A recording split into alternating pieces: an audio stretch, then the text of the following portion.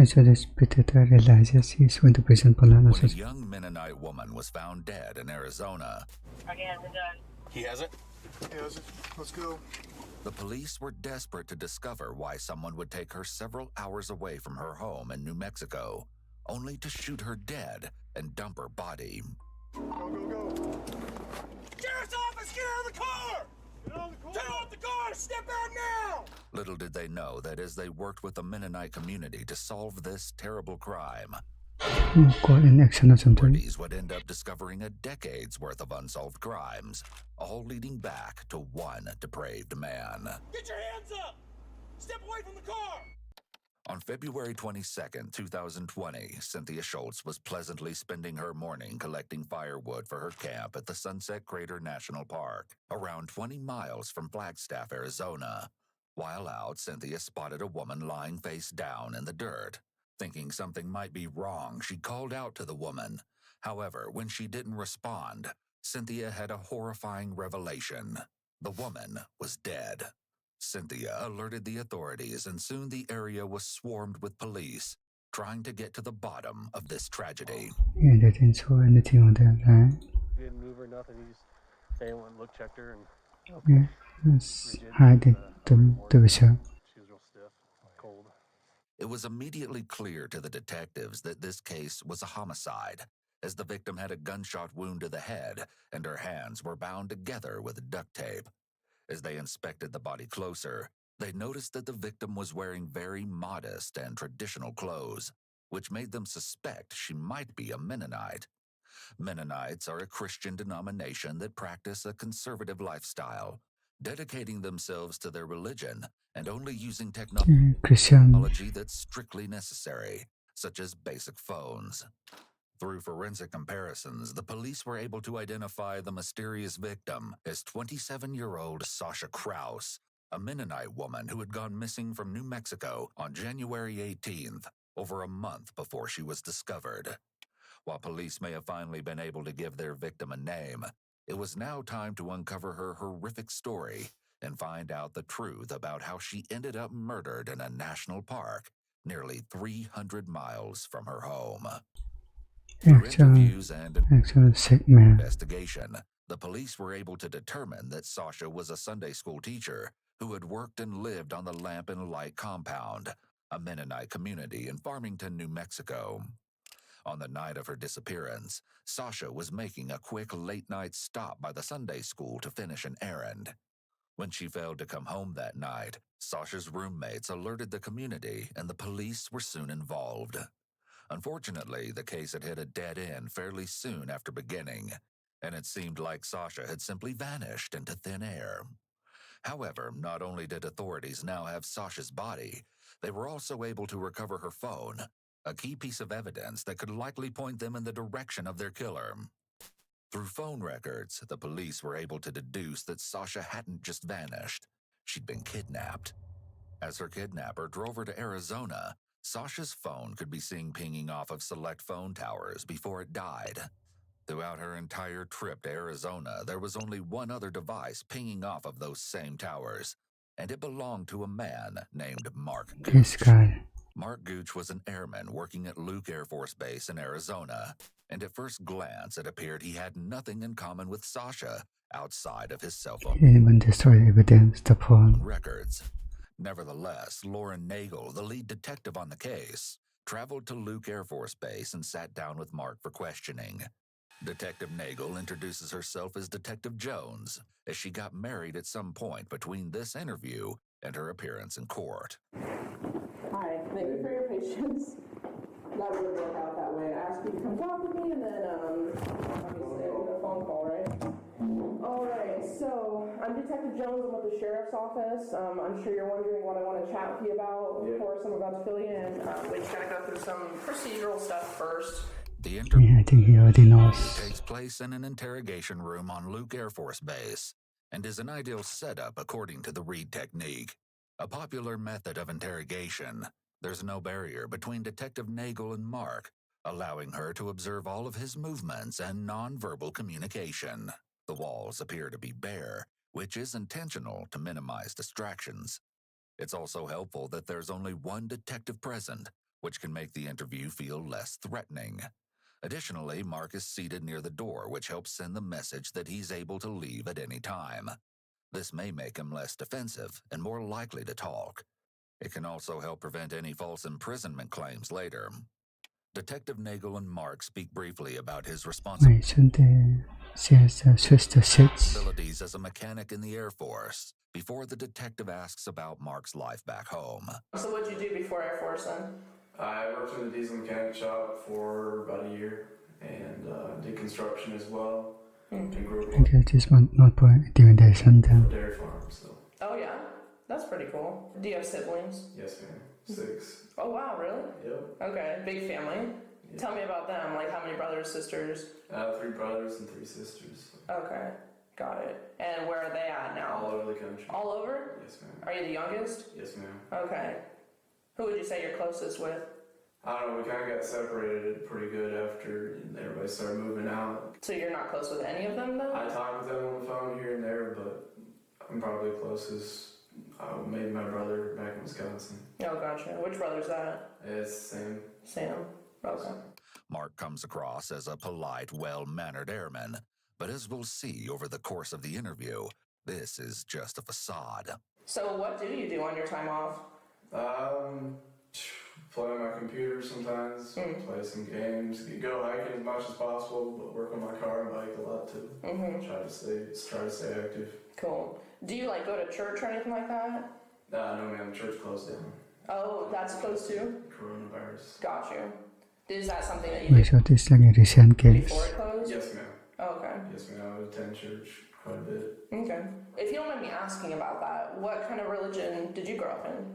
We grew up in a Christian, I guess the religion, I guess is how you call it, but Christianity is how I was raised. Oh, okay. Any like specific denomination of Christianity?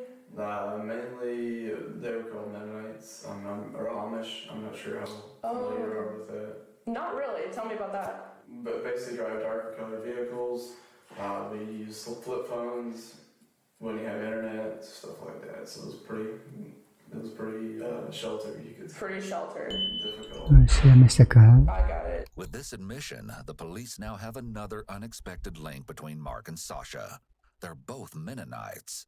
When the detective brings up the topic of religion, Mark starts to fumble with his words, indicating that the topic of religion may be something Mark doesn't want to talk about. In that last 6 months, have you traveled out of state anywhere? It's for obvious reasons.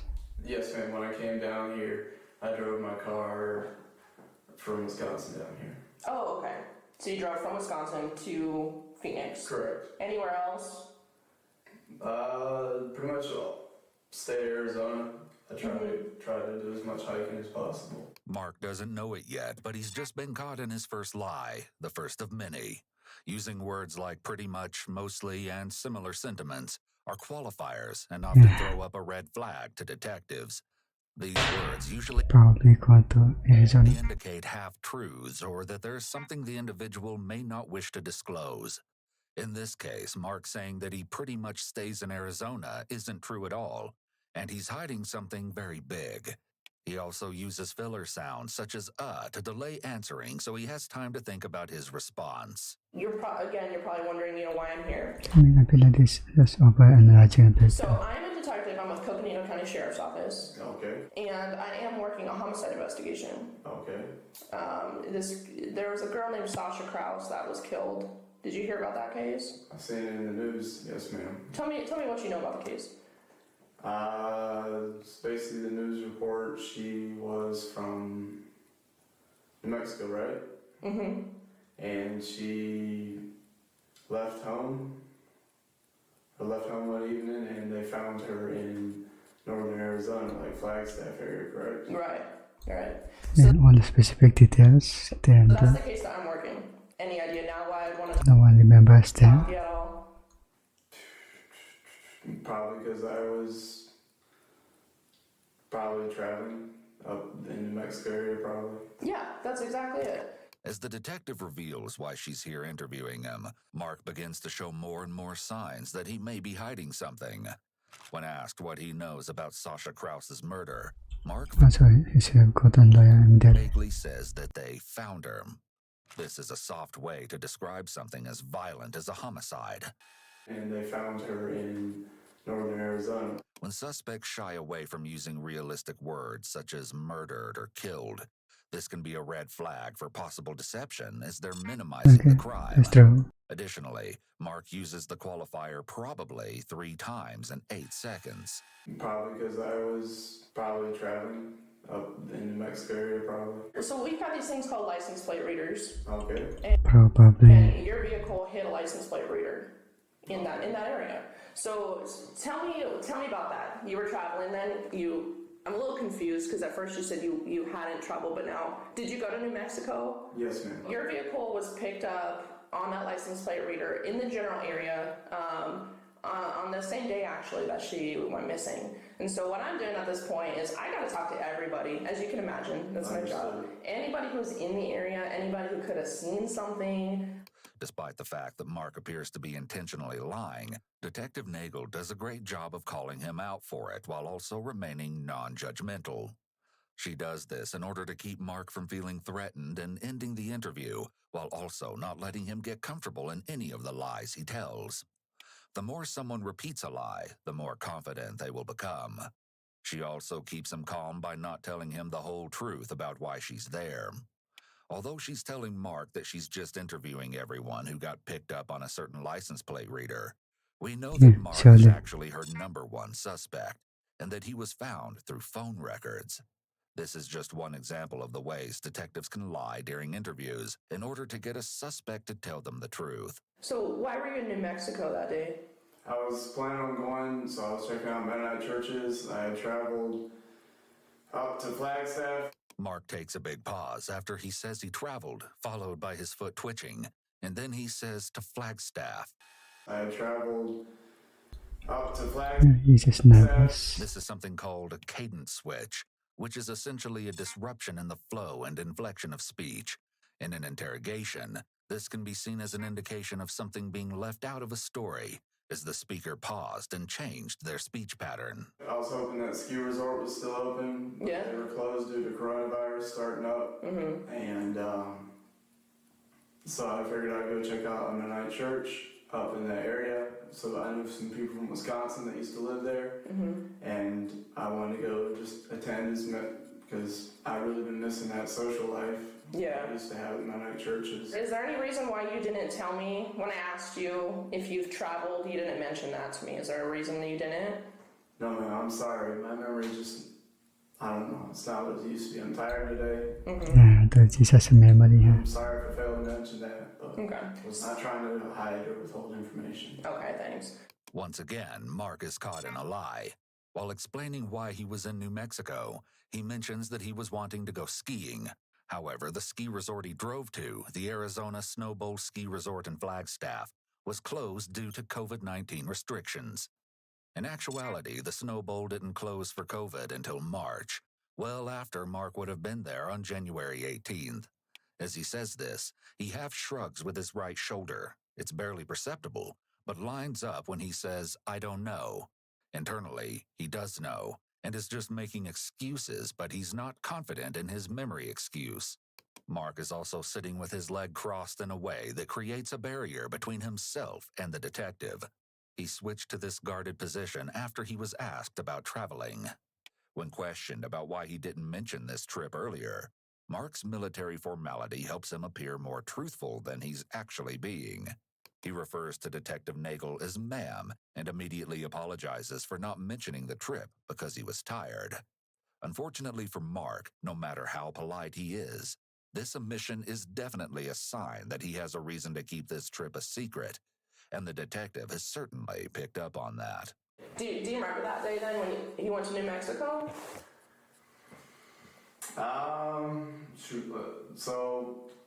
Yeah, Okay. I think I remember some of it. So what time about did you leave here, Luke Air Force Base? Probably left fairly early in the morning. Okay. And then what time did you say I was in the area? I have to go grab I've got like the charts, the paper. Okay. What time? Well, let's go through the day. So when you say fairly early, what does that mean to you? Probably about 7. Okay. 7 is when I left to head up there. Mm-hmm. Stopped in Flagstaff for a while. Just got some, just stopped, got some fuel, I believe. This is one of the last fully truthful statements Mark says while recounting his trip to New Mexico. While he may think he's being sneaky with his lies, Detective Nagel knows a lot more than she's letting on and is ready to catch every lie Mark throws her way. Did you go anywhere else while you were in Flagstaff? Nope, no, not on the way up. Yeah, pretty much straight driving. Had a really pretty snow-capped mountain up there Yeah. at that time. So you stopped in Flagstaff, you got gas, and then you think that you drove directly to the church in Farmington? I stopped in Farmington to get some fuel. Watch how the detective suddenly starts kicking her foot. Since this discussion is about the scene of the crime, she likely feels a lot of pressure with these questions, trying to make sure she gets his story and also has what she needs to confront him later. With all of his deceptive behavior already, she's likely fairly certain that he is the person she's looking for, and these are really She knows already. the high-stakes questions. About 2 o'clock in the afternoon, I had swung by the church just to check their sign and see what time their services was, and they were, let me think, I think it was just Sunday evening. At this point in the investigation, Detective Nagel has spent a lot of time at Sasha's church, looking for any sign of what happened to her on January 18th. In her entire time there, the detective has never seen any sign even somewhat similar to the one Mark is claiming to have checked. Did you talk to anybody while you were there? No, there was no one at the church, and I didn't want to bother anybody, so. Did you like it? I don't know. What is it a church that like what you grew up in or different? It looked fairly similar, but it's not really the same, so I'm a little disappointed with the whole long drive and everything. I didn't really see it as working out long term to make it there. Yeah, that is a long drive. It'd be way too far to drive every weekend, so I talked to my friend. He wanted to go hiking on Sunday, and I really wanted to make it for that. I work with him in the shop, and Who's that friend? his name's Kefley. Mark claims that he made plans with Kepfley to go hiking the following day. However, according to Kepfley himself, the two actually went to a swap meet, also known as a flea market. From what I'm understanding, it doesn't sound like you were there for very long. No, man. And then where did you go after that? Trying to remember if I was Silence. go look for a hike, or did I head straight back? I think I started, once he called me about the hike on Sunday, I think I started heading back. He called you Correct. while you were over there? Correct. Okay. According to Mark, Kepfley called him to discuss plans. However, the phone records disagree with Mark. Mark and Kepfley only texted that day, and in fact, the only person that Mark spoke to on the phone was his brother Sam. Not only did Got in the line. Mark and Sam call, but they actually called each other 6 times for a total of nearly 2.5 hours, which is longer than the two had talked on the phone for the last 6 months combined. On the way back home, did you stop anywhere? I don't know, I might have made it to Phoenix. On a full tank, I don't know. I'd have to check. Okay. So am I understanding correctly? She's got tingling in so many lines. You don't remember stopping anywhere? No, ma'am. Is that fair to say? Yes, ma'am. Okay. Do you remember what time you got back here to home? It was fairly late. It was probably 8 or 9 o'clock when I got back. Long day, man. Yep. Mark makes a lot of lip and mouth movements here, known as micro-expressions. One of the biggest indicators of deception and hiding something is a movement called disappearing lips, which Mark demonstrates. Once again, Mark's account of the trip contradicts his phone records. While he might say that he went straight home from New Mexico, the records actually show him stopping in Sunset Crater National Park for several hours. With Mark having officially told his story about where he was on the day of Sasha's murder, Detective Nagel is noticing more and more red flags. Mark consistently lies, hesitates, and supposedly struggles to recall information when he is asked about stops he made, times, and what he was doing at specific points throughout his trip. When a suspect has a memory of extremes, meaning their memory is either too good or too bad, this is seen as a red flag to detectives. Just over 2 months have passed since January 18th, so it doesn't make sense that Mark is struggling so much to recall basic information about his trip. Given that this trip was pretty out of the ordinary for him, the trip should actually stick out in his mind even more. What do you think It was like it happened 1 week ago, so I mean, who remembers this? should happen to the person that did that to Sasha? As far as, like, what are you getting at there? But if we caught the person who killed her, what should happen to them? Well, you should probably let the law deal with it. Or maybe the Mennonite community has a way of doing things differently. In the Reed technique, this line of questioning is known as the punishment question, and it can be a good indicator of deception. Individuals who give vague answers are more likely to be deceptive than those who answer with strong, definitive punishments. Mark pauses for an incredibly long time after being asked what he thinks should happen to Sasha's killer, and he eventually settles on, "I don't know." This is the exact type of vague answer that It's just so bad. sets off alarm bells for detectives when it comes to the punishment question. After a few more questions, Just simple like imprisonment. I mean, Detective Nagel tells Mark that she's going to step out for just a few minutes to review her notes. After letting Mark stew for 10 minutes, Detective Nagel comes back in and gets ready to really take Mark's story apart and figure out what exactly it is that he's lying about. On the way back, what time did you come back through the gate? It was dark, possibly 8 or 9. Probably later than that, I'm not sure. So what's like a reasonable time frame? So like you're saying around 8 or 9, like what's the latest you think you possibly came through that gate? Probably could have been 1 or 2. 8 or 9 to 1 or 2 is probably the most time frame that I can think of. Okay. It was dark when I came through. It's kind of a big time frame there though. I understand. 8 p.m. to 2 a.m. is pretty different. I understand. Okay. So you want to stick with that? Yes, ma'am. Now that Detective Nagel has informed Mark his story doesn't add up, it's likely that he's going to respond with even less specifics than he was before, hence his 6-hour time span. If Mark is adamant that he got home at 8 p.m., but then video footage shows otherwise, it will reflect badly on his credibility. okay, it's okay with that.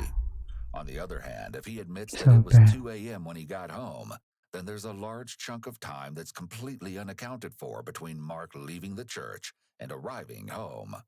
While Mark might be trying to avoid getting caught in a lie by avoiding specifics, in actuality, this just makes him even more suspicious. So what if I told you that the time that you came in the gate that morning was 6:53 in the morning? Would not guess it was that late. That's a long time. Yes, ma'am. So how do you explain that? I stopped and slept in the car. On the way back, I had trouble staying awake. Tried to stop and sleep multiple times, but that's couldn't really sleep. It was cold. Okay. On the drive back. Okay. Now, Mark has to scramble to fill in the gaps that Detective Nagel is pointing out. Mark claimed he left at 7 in the morning on January 18th, and according to the detective's records, he didn't get home until nearly that same time the following morning. Not only is this around 10 hours after the original time Mark gave for when he got home, but it's almost 5 hours after the revised time he gave. It's also highly suspicious that he has never mentioned this supposed nap he took in his car on the way home. And it definitely comes across that Mark is doing anything he can to try and cover up his lies. Have you gone to Making upset at this point. Flagstaff any more than that one time? No, ma'am. Except when I came down from Wisconsin to Duluth. I don't remember which route I took coming in. Okay. So after this New Mexico trip, you have not gone back up to Flagstaff No. again, is that right? Not to my knowledge. Mark saying "not to my knowledge" doesn't make sense here, because how could he travel somewhere without his knowledge? This is a selective memory statement, but in this situation, it also just doesn't even fit with the statement, and he would have been better off going with "I'm not sure," or "I don't think so," or some other selective memory statement.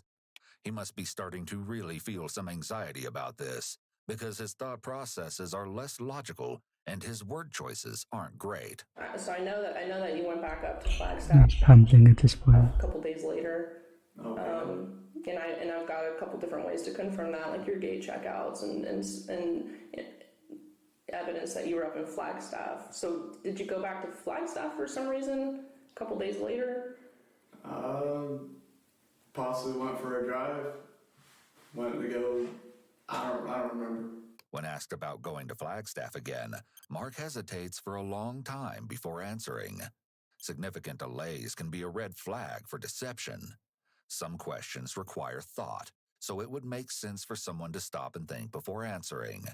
However, it doesn't take this much thought to remember if you recently went to a town 2 hours away from where you live, meaning that Mark's hesitation just comes off as suspicious. Clearly, Mark isn't going to be truthful about what he was really up to on January 18th. So Detective Nagel changes gears and starts asking Mark more about his Mennonite connection to Sasha. Earlier when we were talking, you mentioned how when you're not born into the Mennonite church, we use that word outsider. Like you're kind of an outsider compared to like people who are born in. Sasha was like that too. Did you know that her family was not born into Mennonite church?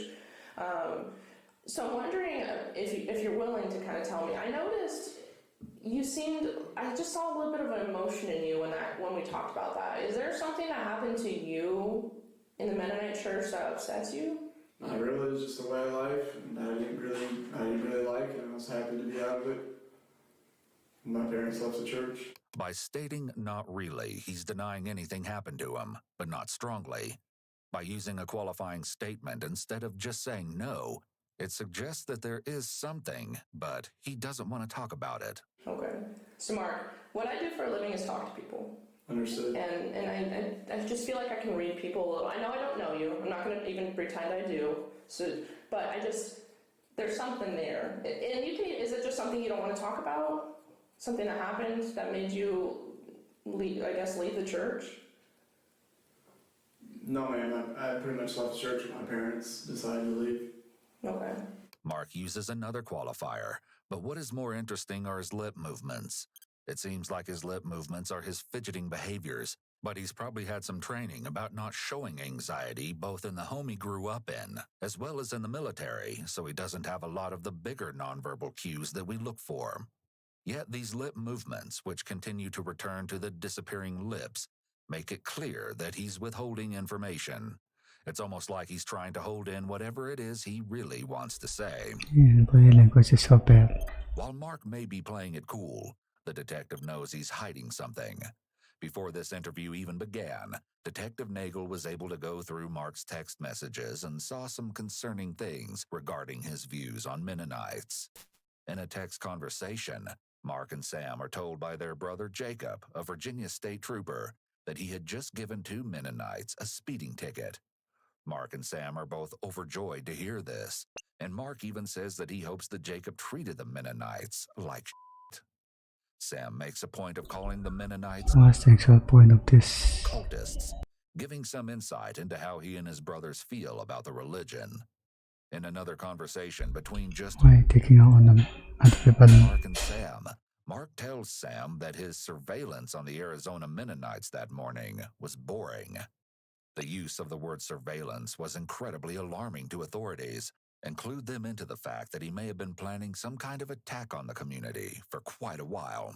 We have a detective talking to Sam right now. Okay. In Wisconsin. Okay? And so I want you to know that for this main reason.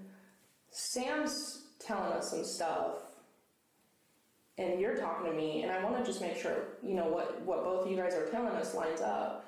And what I know a little bit about from what Sam said is, sounds like something's going on here as far as like maybe you have hard feelings against the Mennonite church, or maybe like a grudge or something like that.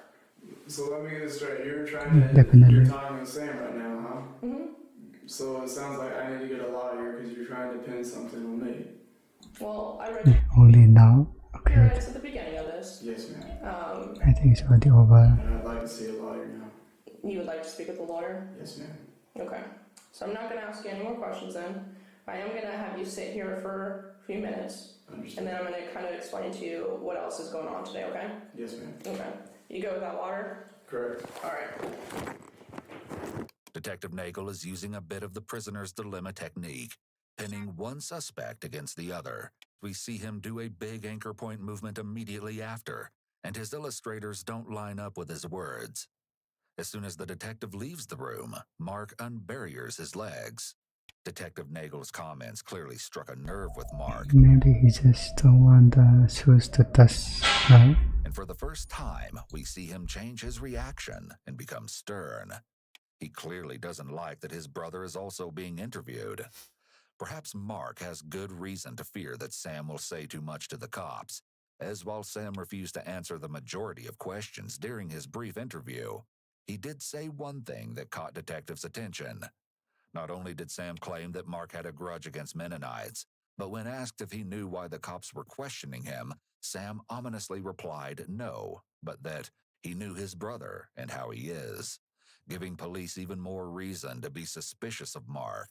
With his interview concluded, Mark was served several search warrants for his phone, apartment, and car, all of which proved to be very enlightening to the authorities. The first thing investigators noticed when looking at Mark's car was how spotless it was.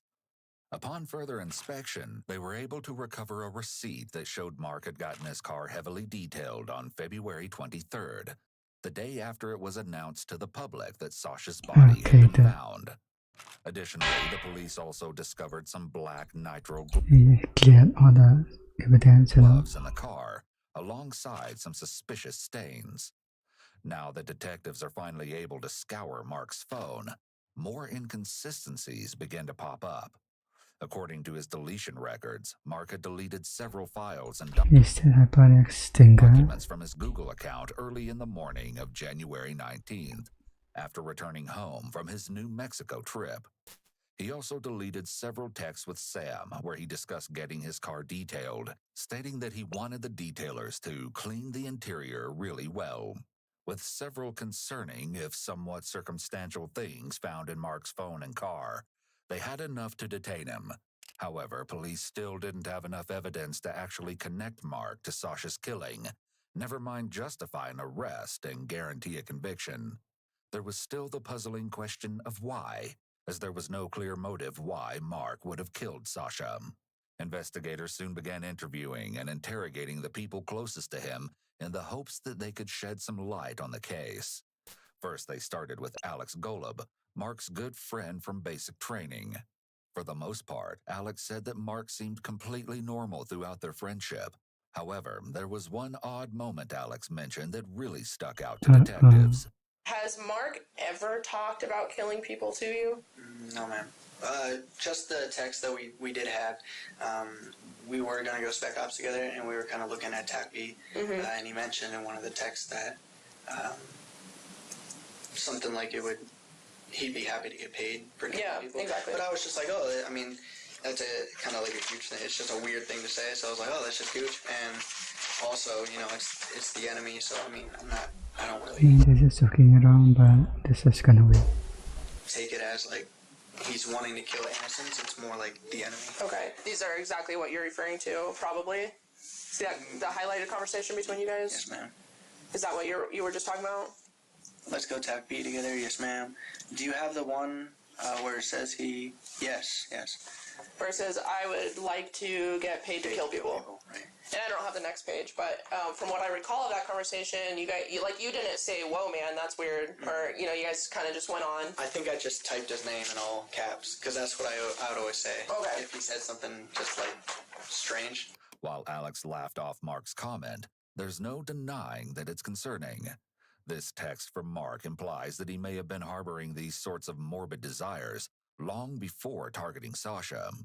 It was about respect too. Like one guy in our sister class, he had his feet up on the desk one day, and Gooch was like, "Oh, you should probably get your feet off the desk." Mm-hmm. And the other dude made a snarky comment like, "Oh, you're telling me what to do," kind of thing now. Yeah. And I could tell that Gooch got pretty mad at that. I was like, calm down. Okay. From Alex's story about Mark, we can see some indications that Mark may struggle with anger control. The story is also indicative of excessive rigidity. I'm pretty sure no one will get mad over that.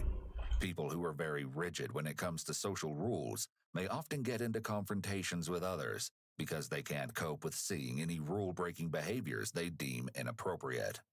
While this might seem contradictory at first, given the accusations against Mark, he may feel that the rules don't apply to him. This is a trait typically found in individuals with antisocial personality disorder. How do you remember Mark reacting to stress? Just stiff as a board, very disciplined. Never screamed back. Never lost his cool, kind of thing. Okay. You'd see his face get red, but I thought he was just embarrassed. Alex describes Mark as stiff as a board and mentions his face turning red. These traits, in conjunction with how we saw Mark acting during his interview, could be signs that he's emotionally cut off. This is another trait that's common among individuals with antisocial personality disorder and is tied to their overall lack of empathy. While these few indicators certainly aren't enough to give Mark a full diagnosis, they can give us some insight into how he might think. As investigators question those around Mark, they learned something very interesting that could blow this case wide open. According to Kemper Kepley, Mark's best friend at Luke Air Force Base, Mark had secretly kept a gun on base for several months. However, he'd recently given the gun to another friend to store off base. Detectives were quick to track this gun down and bring it in for testing, which showed that it was the same caliber as the bullet that killed Sasha. However, while the police were This is so bad. in possession of Mark's gun, the case took a turn none of the investigators were expecting. I got a text just a few minutes ago from Sam Gooch that said Mark Gooch had said that I could help him out with his possessions. The detective is fine with Kemper working with Sam to get some of Mark's belongings. However, he does have one request. He starts asking about the gun. That's what we want to know about. Right. Okay. And don't, provide him any information that you know about the gun. If you can help that. So, we're asking you not to do that. Within a week of this call, Okay, detectives were notified that Sam had reached out to Jeremiah Levesque, the last person who had Mark's gun before it was given to the police. While working with Jeremiah, the police listened in on a phone call between him and Sam, where Sam made plans to travel across state lines to Arizona in order to dispose of Mark's gun before the police could get it. GG. In the call, Sam told Jeremiah, "Considering what's going on, if you're comfortable, I would say get rid of the gun any way you deem fit. If not, I will deal with it whenever I get there." Jeremiah was then able to arrange a meetup point with Sam where they planned to trade Mark's gun. However, unbeknownst to Sam, Jeremiah had been given a replica gun by the police, and officers were going to be covertly He's trolling at this point. hidden around the meetup site, waiting to make their arrest. Target just pulled into the second parking spot.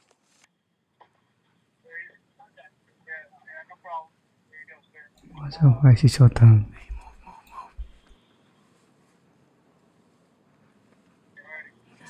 Hey, call it in. I can't. My phone. Where's your phone? Target's getting back in his car. He's got the gun. Target has a gun. He has it? He has it. Let's go. Go. Hey, time to ADS. Get off and get out of the car! Get out of the car! Step out now! Get your hands up! Step away from the car! Step towards me! Turn away from me now! Get on your knees! Get on your knees! It's over Put your hand there. behind your head! Passenger, get out of the car! Passenger, in the back, get out of the car! With their sting operation successful and Sam Gooch arrested, it was time for the detectives to find out why Sam was so set on disposing of Mark's gun. Detective Troy Short was sent in to interrogate Sam, and he was immediately met with resistance.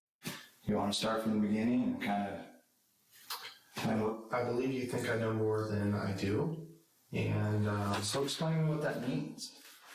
You know what I mean? If I know more than you do, help me understand that. I don't think this is going to be a productive conversation for me. And Do you want to tell me about tonight? No, sir. Okay. Do you want to tell me why you guys came halfway across the country to pick up a gun? No, sir. Okay. Do you understand why you're here in the room? Yes, sir. Here's the deal, Sam. A part of me even feels bad right now because, like I told you back in Wisconsin, you weren't a focus. You weren't a suspect. Mm-hmm. And now, because of some bad choices, you're in some serious trouble. Not as serious as Mark by any means. You know what I mean? He's in some serious trouble, and I tried to explain that to you back there. What is that thing? Just to raise your hands? Is there anything you can do to help yourself right now, or help yourself out of this mess, or? As much as I would like to, I frankly do not believe you have my best interest in mind. Okay. And I do not think discussing this with you would be helpful. While Sam may be refusing to give the detective the answers he's looking for, he has yet to actually invoke his Miranda rights. Whether or not Sam knows this, refusing to answer a line of questioning is not enough to stop an interrogation and get a lawyer. We can see that Sam is being very cautious in how he responds to Detective Short. When he pauses to take a sip of water after being asked a question, it's likely that he was doing this as a stalling tactic to allow himself time to carefully pick his words. Stalling, indeed. Sam appears to have some prior knowledge about interrogations, as he is correct that the detective doesn't have the suspect's best interests in mind. He appears reluctant to speak, as he likely doesn't want to incriminate himself or his brother further by saying the wrong thing. Why did he call you for this extended period of time on that specific day? Specifically the day that he's under arrest for murder. You know what I mean? Extensive amount of phone calls that day. For elaborate amount of time. Completely outside the norm of you guys' normal communication process. Why are you in Arizona? Why did you fly halfway across the country? Why did you obtain a new phone with a new phone number to do this? Why are you here picking up a gun that you know So obvious. If you don't know what he did, then why would you do that? You know what he allegedly did. Okay, and I understand that. So you know he allegedly murdered somebody. Correct. Okay, so why are you picking up a gun that belonged to him? Specifically, when I told you, when I interviewed you back in Wisconsin, do you know Mark has any guns? And you're like, no. He's slowly reeling him in. I don't think he's allowed to have one on base. You know what I mean? Yes, sir. So what's the deal? I would like to collect all of Mark's possessions as possible. If that gun is his possession, I would like to collect that as well. Sam refuses to tell the detective why he tried to dispose of Mark's gun, but there are a few possible explanations. Mark claimed that Sam was his closest brother. It's possible that he called Sam and used their close relationship to convince Sam he had to get rid of the gun. Not because Mark killed someone, but because police thought he did. It's more than evident that Sam has a distrust of law enforcement, so it would make sense for Mark to prey upon this feeling in order to persuade his brother that if Sam didn't dispose of this weapon, the police were going to frame Mark for something he didn't do. It's attempted destruction of evidence, attempted tampering with evidence, attempted hindering prosecution. I mean, there's 2 felonies in there. Like, this is a big deal. So do you want to help me understand it? Do you want to explain it to me? Do you want to... I don't think so. What is next in this process? The next part is you go down to jail. Okay.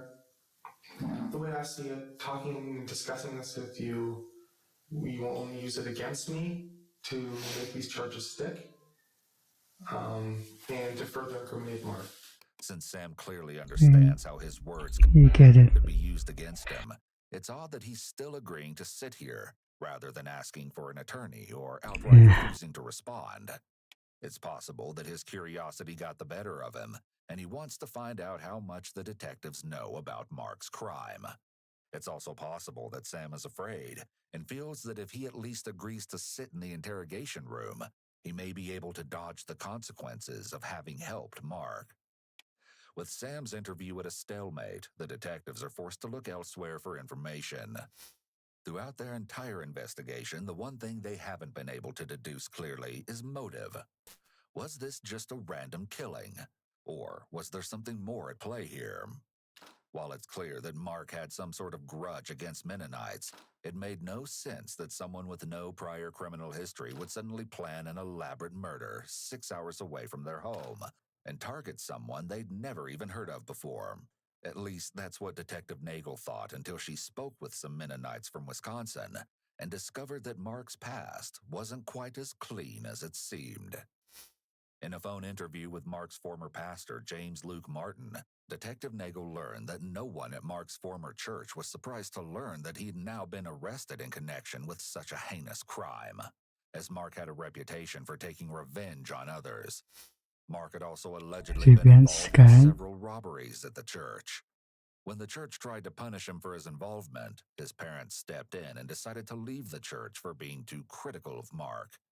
However, this was not the end of Mark's criminal activities.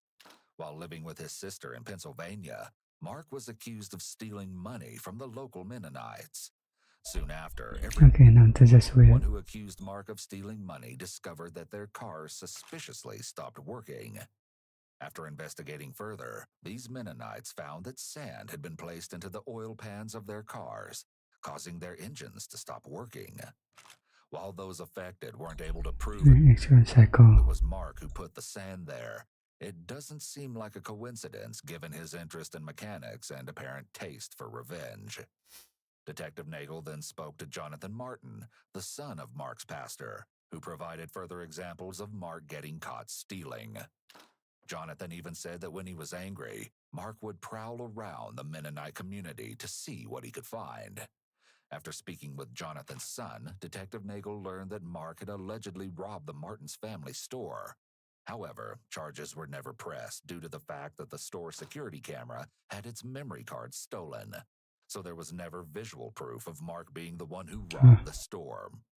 While there may not have been any evidence of Mark's involvement at the time of the robbery, Detective Nagel was able to actually find the security footage from that robbery on Mark's own phone, and it showed a man with Mark's height and build robbing the store.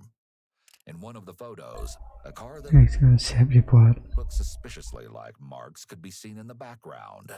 With these photos, Detective Nagel had what appeared to be tangible proof that these accusations against Mark weren't just hearsay. Eventually, the detective got a hold of Jared Ulrich, a man who claimed to be Mark's partner in crime in the past. Jared openly confessed to Detective Nagel about all the robberies he'd allegedly committed with Mark, and he described in detail how Mark would try to frame other people in the community for their crimes. There definitely seemed to be evidence that Jared may have been telling the truth, as a series of texts were found on Mark's phone, all of which had been recently deleted. In these texts, Mark talked to Sam about Jared never understanding the real cost of getting caught. Mark then asked Sam to remotely wipe Jared's phone, something that he also asked Sam to do to his own phone after he fell under suspicion for Sasha's murder.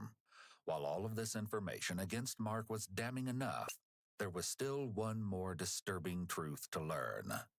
Through many more interviews, Detective Nagel was eventually put in contact with Andrew and Galen Headings, a pair of brothers who were close with Mark during his time in Wisconsin.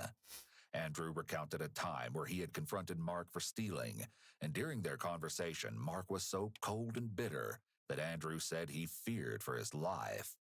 Galen had an even more disturbing revelation for Detective Nagel, as he told her about Mark's alleged inappropriate actions towards women. According to Galen, Mark confessed to him that he had allegedly assaulted a young girl his sister was babysitting when he was around 10 to 13 years old. However, this claim has never been publicly proven, and there's no evidence of it being true. Still, with this information, it became clear that Mark always had the capacity to harm others, and allegedly had many times in the past. Mark's motive in harming Sasha was also more evident than ever. All the unfounded anger and resentment he had towards the Mennonite community had been steadily growing over the years, and as it did, Mark took his revenge against them further and further. Up to this point, charges had never been pressed against Mark, and he felt like he could outsmart anyone, even the police. With this misplaced confidence, Mark decided to see if he could get away with the ultimate crime, murder.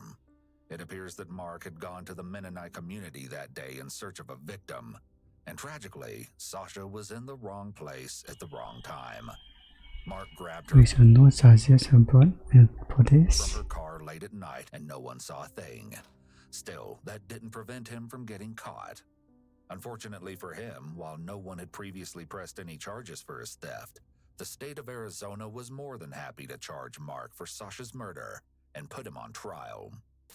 Mark's trial began on September 24th, 2021. In January of 2022, I thought it was going to be a cold guess. the jury found Mark guilty on charges of kidnapping and first-degree murder, earning him a life sentence. For his help in covering up Mark's crimes, Sam Gooch pleaded guilty and received 3 years probation. With both Sam and Mark dealt with, Sasha Krause and her family finally received the justice they deserved. They were ending there. I thought he was going to actually get away with this. Without Purius. This is up at the end. Episode 1.